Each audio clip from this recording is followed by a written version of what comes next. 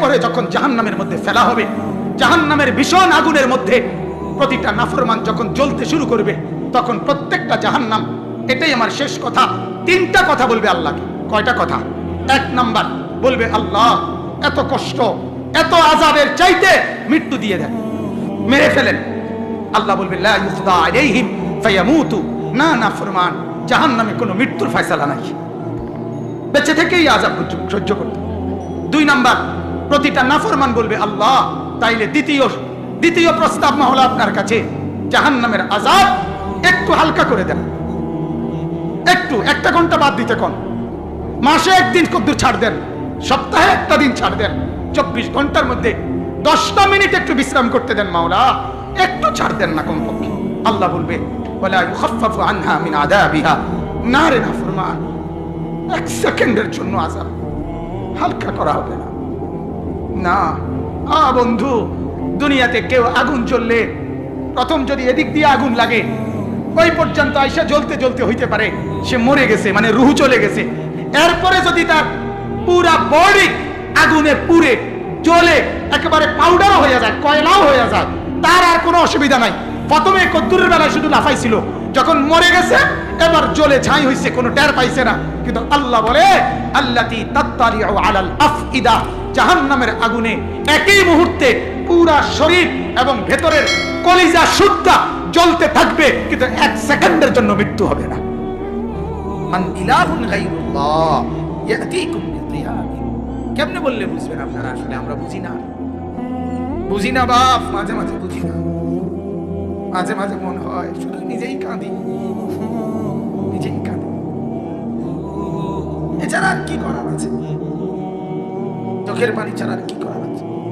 আপনারা এইখানেও যারা বসছেন, এই যত মাসুম, মাশাআল্লাহ সুন্দর করে বসছেন, কেমন সুন্দর হবে যদি জান্নাতে এরকম একত্রে বসা যায়। কল্পনা করেন, এই কপাল যদি সেজদা না থাকে কিভাবে যাবে? আল্লাহকে নারাজ করে জান্নাতে কেমনে যাবেন বাবা? কেমনে?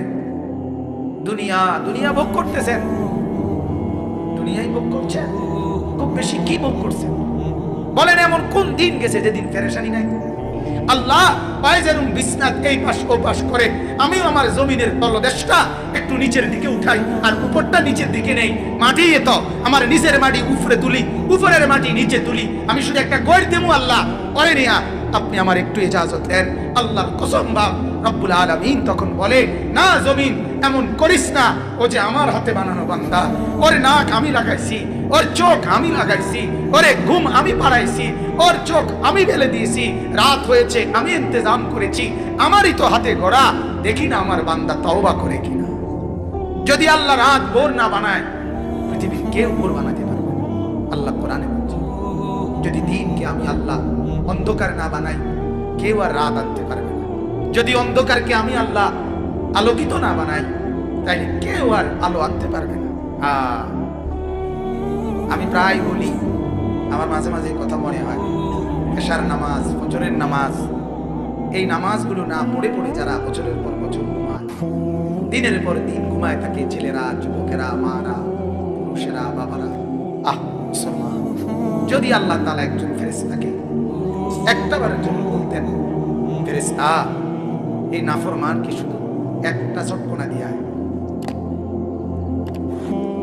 তাইলে তার 14 গোষ্ঠীর জীবনে আর কোনদিন সে নামাজ ছাড়ত। মালিক বড় দয়াবান, মালিক বড় দয়াবান।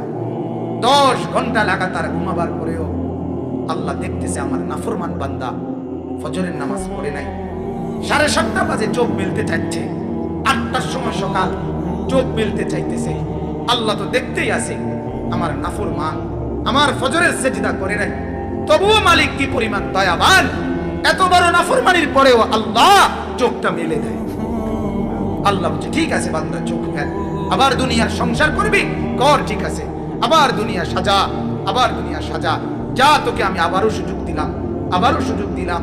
এভাবে প্রতিদিন মাওলা সুযোগ দেয় আর অপেক্ষা করে। হাদিসের মধ্যে আছে, প্রত্যেকটা নাফরমান যখন আল্লাহর নাফরমানি করে, বিশ্বাস করেন বাপ, এই জমিন খোদার কসম আল্লাহর কাছে অনুমতি চায়, আল্লাহ এই বেঈমানকে নিয়ে আমি শুধুমাত্র একটা উল্টানি দেই, আপনার কাছে অনুমতি চাচ্ছি। আল্লাহ ওয়াইজারুম বিসনাত এই পাশ ও পাশ করে আমিও আমার জমিনের তলদেশটা একটু নিচের দিকে উঠাই, আর উপরটা নিচের দিকে নেই। মাটি এত আমার নিচের মাটি উপরে তুলি, উপরের মাটি নিচে তুলি। আমি শুধু একটা গড় দেবো আল্লাহ, পরে নেয়া আপনি আমার একটু ইজাজত দেন। আল্লাহর কসম বাপ রব্বুল আলামিন তখন বলে, না জমিন এমন করিস না, ও যে আমার হাতে বানানো বান্দা।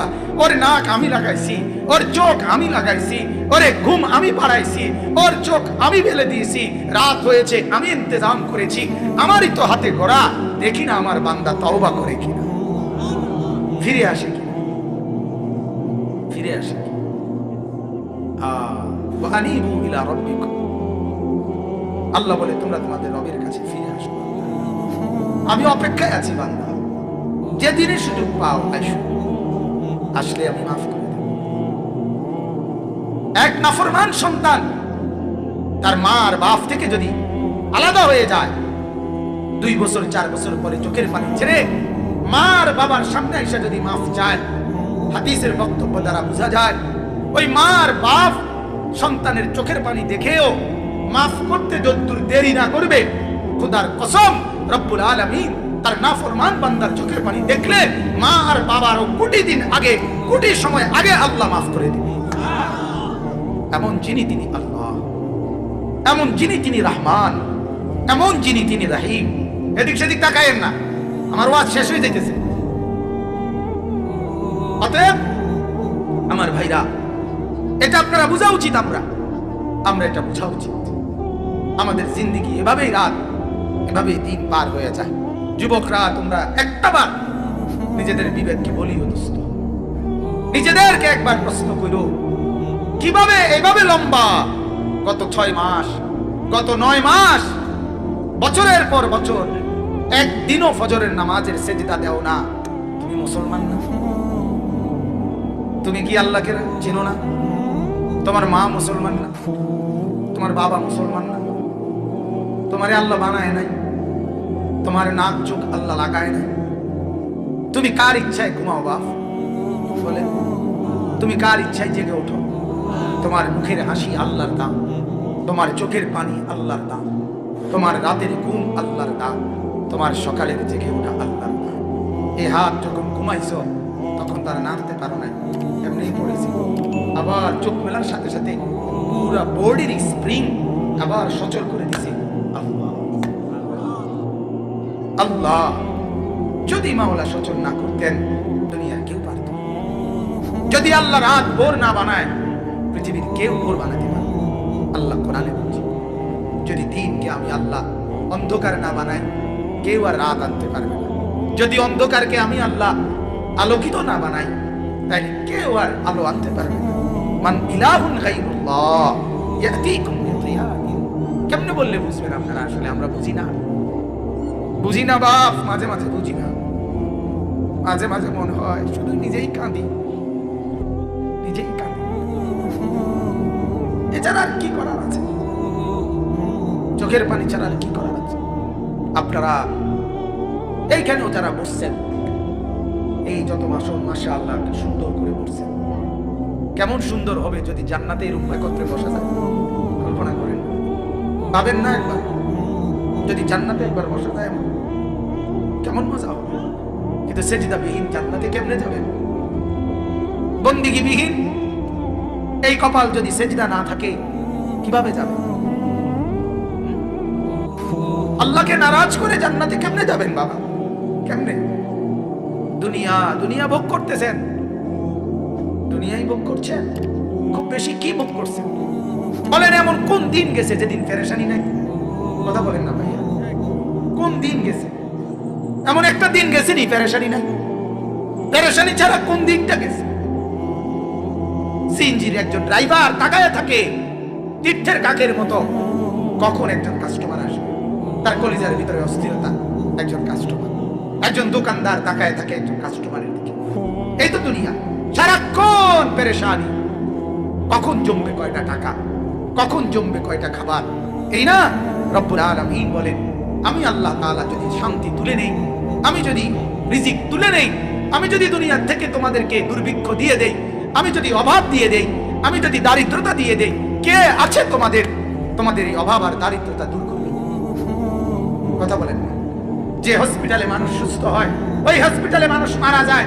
যে ডাক্তারের প্রেসক্রিপশনে মানুষ সুস্থ হয়, ওই ডাক্তারের প্রেসক্রিপশনে ওষুধ খায়, মানুষ মারা যায়। ওষুধ খাইতে খাইতে মানুষ সুস্থ হয়, ওষুধ খাইতে খাইতে মানুষ মারাও তো যায়। বোঝা গেল ওষুধের হাতে তো কিছুই নাই, হসপিটালের হাতে তো কিছুই নাই, ডাক্তারের হাতে তো কিছুই নাই। যা একমাত্র কায়নাতের মালিক আল্লাহ তাআলার হাতে। তাকে কেন নারাজ করছেন? কেমনে বললে বুঝবেন? যদি বলেন হাত ধরে বলি, তা আসেন হাত ধরে। যদি বলেন বুকে জড়াইয়া বলি, যুবক আসো বুকে জড়াইয়া ধরি, তোমাকে ধরেই কাঁদি, চলো।